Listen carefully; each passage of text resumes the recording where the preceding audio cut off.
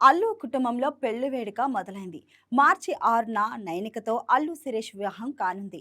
ఈ నేపథ్యంలో ఇటీవల దుబాయ్‌లో తమ సన్నిహితులతో ఓ పార్టీ కూడా చేసుకొనొచ్చారు.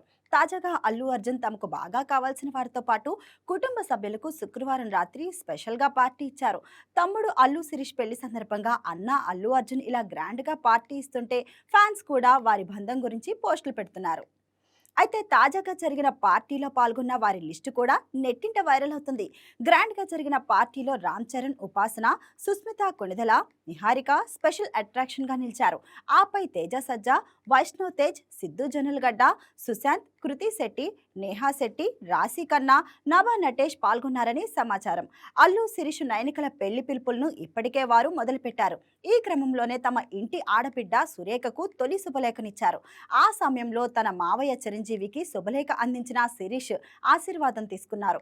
అల్లు అరవింద్ సతీ సమేతంగా చిరు దంపతులకు నూతన వస్త్రాలు అందించి పెళ్లికి ఆహ్వానించిన విషయం తెలిసిందే.